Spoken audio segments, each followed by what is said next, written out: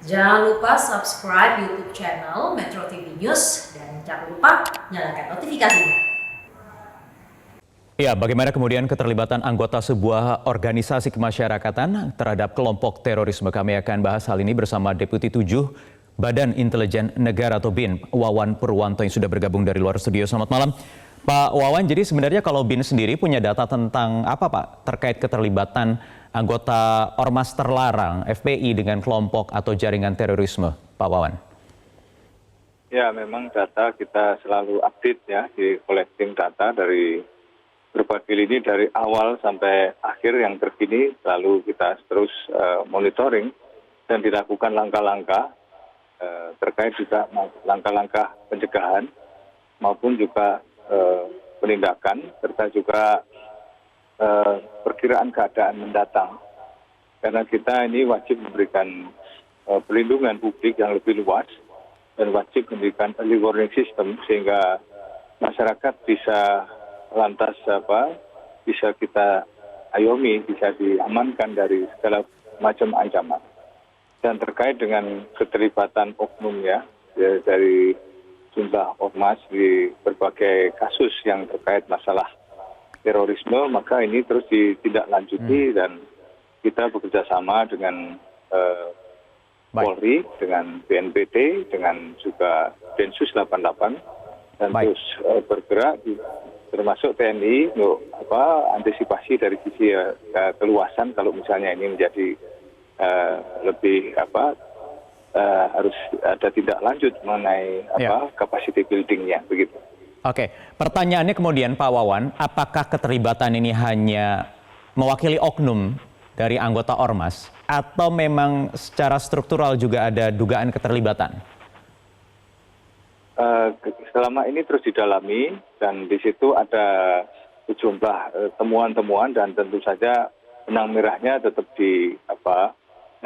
dicari, kemudian juga di sana BAP-nya tentu makin dilengkapi dan tentu dengan berdasarkan bukti baik itu di TKP maupun juga link up, kemudian saksi-saksi serta juga saksi ahli, termasuk juga para mantan napi yang sebelumnya sudah tertangkap dan dia juga mengetahui itu dan di sana memberikan juga keterangan-keterangan lainnya yang nanti akhirnya mengerucut apakah siapa memainkan apa, berperan sebagai apa, termasuk keterlibatan misalnya ada struktur dari organisasi massa tertentu yang itu nanti akan ada suatu pembuktian dan setelah P21 tentu akan dibawa ke persidangan dan di sanalah ini semuanya akan diungkap termasuk juga apabila ada pembelaan, ada pledoi, ada dan seterusnya itu nanti hak-hak tetap diberikan kepada para pihak yang tersangkakan di situ. Ya. Pak Wawan, sebenarnya informasi intelijen ini terkait keterlibatan oknum-oknum di Ormas FPI ini sejak kapan, Pak? Kalau dari video 4 terduga teroris itu kan mengaku baru bergabung, kurang lebih 1-2 tahun terakhir baru bergabung. Apakah data yang sudah diterima oleh BIN ini tahun-tahun sebelumnya juga sudah ada atau memang baru sekitar 1-2 tahun terakhir? Kalau data sih terus ya diupdate, yang terakhir kalau Makassar kan 2015 itu ya terus masuk, kemudian kalau yang lain-lain memang terus ditelusuri mengenai keterlibatannya, hanya karena banyak diantaranya memang belum melakukan aksi-aksi yang mengarah pada langsung aktivitas-aktivitas teror yang direct itu, sehingga masih dalam pendalaman, dalam pengawasan serta juga penggalian lebih lanjut. Nah, begitu juga temuan terakhir yang ada ini masih terus dalam pendalaman, meskipun clue-cluenya sudah mengarah ke sana. Sebab kita menuduh seseorang terkait teroris memang tidak boleh serampangan, tidak boleh sembrono dan harus betul-betul kuat karena ini masalah yang sangat sensitif sehingga kita tetap berpegang pada asas praduga tak bersalah sebelum memang itu diketok palu gitu. Ya, baik. Pak Wawan, kita jeda sebentar. Berikutnya nanti di segmen selanjutnya saya ingin tanyakan juga bagaimana data-data yang dimiliki oleh Badan Intelijen Negara terkait kelompok-kelompok atau sel-sel kelompok teroris ini yang mulai menyasar keluarga dan juga generasi muda. Sesaat lagi tetap bersama kami di Prime Time News.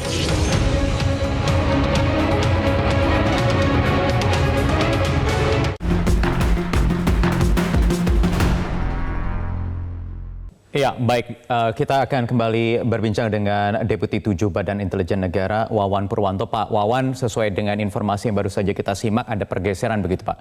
Memang ini terkait dengan gerakan bagaimana kelompok JAD ini bergerak untuk menyasar keluarga, kemudian anak-anak muda. Sebenarnya saya kurang merasa setuju dengan menggeneralisir ini generasi milenial, karena usia 40 tahun itu kalau secara studi itu masuk milenial, Pak, sudah tua. Tetapi ini usia 25 tahun bahkan ke bawah, generasi Z ini, sejak kapan BIN bisa mendeteksi adanya kelompok-kelompok generasi-generasi muda ini, 20-an tahun ini, mulai terpapar, Pak?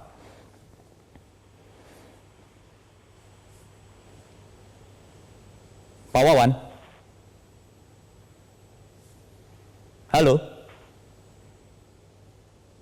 Pak Wawan, bisa dengar suara saya, Pak Wawan?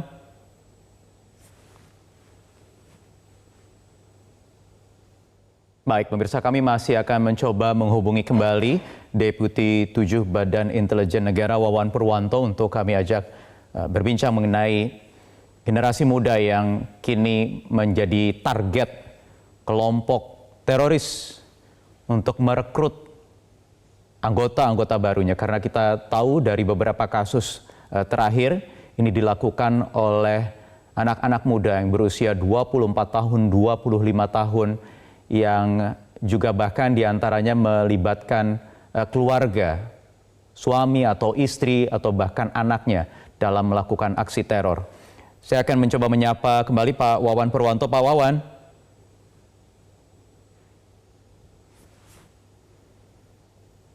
Halo Pak Wawan. Baik, Pak Wawan sudah bisa dengar saya kembali, Pak? Ya. Pak Wawan? Iya, bisa dengar.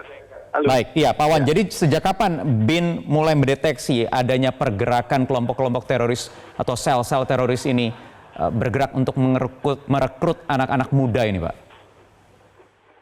Oh, kalau rekrut anak muda sudah lama ya, dari sejak meletus pertama dari zaman Kartosuwiryo itu sudah anak-anak muda yang direkrut. Ya. Kemudian juga peristiwa-peristiwa tahun 2000-an itu juga anak-anak muda, bahkan itu ada faktor kinder, faktor menurun dari bapaknya. Dulu yang ngebom Candi Borobudur di tahun 80-an. Ya. Dan juga yang ngebom bis Pemuda Ekspres Banyuwangi tahun 87, anak-anaknya ngebom tahun 2000, dari 2001. Nah itu, kemudian Sutarno dulu yang bacok Pak Mataru Abdul Jalil, Menhan waktu itu, kemudian anaknya terlibat di dalam bom yang disimpan di hutan UI. Nah itu, kemudian anaknya Imam Samudra juga terlibat di Suriah di usia 19 tahun, Umar namanya. Ya. Begitu pun terus ini catatan kami dari faktor kinder itu ada, dan itu nyasar memang anak-anak muda. Nah milenial ini sekarang, kalau dulu kan usroh itu kemudian kecil-kecil yang hanya 4-5 orang, tapi dengan sekarang ada media sosial ini, maka spread penyebarannya lewat kalau milenial yang lebih suka gadget-gadget itu. Ya, dan memang jadi kalau dulu itu kan mengalir gadget dalam darah ya Pak. Kita tahu memang dulu ada histori, tetapi sekarang kan suasananya sudah berbeda. Tadi Anda mengatakan ada media sosial yang hadir. Betul, media sosial sekarang ini marak, dan itu yang menyukai gadget maksudnya anak-anak milenial, dan inilah maka mereka masuk lewat itu, dan terutama adik-adik kita yang kebanyakan introvert, kemudian juga dia masih ingin menemukan jati diri, kemudian dia lebih punya relatif tidak punya tanggungan, kemudian keberanian dan emosionalnya juga masih belum stabil. Di sanalah ini masuk. Kemudian mereka yang karena dalam cari jati diri tadi sering taklid, menelan mentah begitu saja apa yang ada di gadget-gadget itu, seolah sebagai sebuah pembenaran tanpa sikap kritis. Dan kita harus ingat bahwa sikap intoleransi radikal dan teroris itu tumbuh subur di masyarakat yang tidak kritis. Ya, Itu Pak sebabnya kami Wawan, selalu apakah mendorong itu untuk dilakukan. ya, Pak Wawan, apakah itu dimulai dulu dari sikap-sikap intoleran, baru kemudian disusupi lagi value-value yang tadi radikal itu, atau bagaimana sebenarnya? Awalnya iya, dari sikap intoleran. Artinya dia merasa pandangannya lah yang betul, kemudian di luar ini dianggap dia itu tauhid, dianggap sebagai musuh, meskipun dia orang tuanya sendiri atau keluarganya sendiri. Makanya biasanya yang pertama kali itu dijauhkan dari keluarga. Kemudian dia juga disusupi pemikiran-pemikiran yang eksklusif sehingga lebih mengarah atau mengerucut kepada apa yang dimasukkan di dalam gadget itu, dan dia bisa bertanya di situ. Dan inilah yang lantas menggiring pemikirannya bahwa dia harus mengikuti itu. Di luar itu maka dianggap sesuatu yang tidak benar dan harus diperangi. Nah inilah yang terus kita lihat ada adik-adik kita yang kemarin terlibat di dalam bom di Makassar juga masih sangat muda kan, masih belia lah ya, pengantin baru. Kemudian adik kita yang di Mabes Polri itu betul-betul hampir sama dari surat wasiat yang ada dan pola-polanya dan pemikirannya. Inilah yang harus sebagai kita jaring terus pengaman lakukan. artinya perlu intervensi dari sistem sosial ya Pak ya, dari lingkungan terdekat, keluarga, dan juga bahkan dari institusi pendidikan, Pak Wawan. Betul. Baik. Keluarga lah yang paling tahu apa yang menjadi sehari-hari kehidupannya, kebiasaannya. Kalau ada perubahan-perubahan radikal, tiba-tiba menyendiri, ketemu orang yang nggak jelas, pulang hanya menyendiri di kamar, minta uang, kalau nggak dikasih marah-marah, kemudian menyalah-nyalahkan selalu kepada keluarga, kemudian pandangannya lebih ke arah yang keras dan menganggap dirinya lah yang paling benar. Nah ini kita sudah harus mulai berjaga-jaga. Pendidikan juga kita lakukan literasi terus, dan BIN melakukan patroli cyber 24 jam untuk memberikan literasi publik secara general. Mudah-mudahan ini bisa sangat membantu. Baik, terima kasih Pak Wawan Purwanto, Deputi 7 Badan Intelijen Negara sudah bergabung bersama kami di Prime Time News.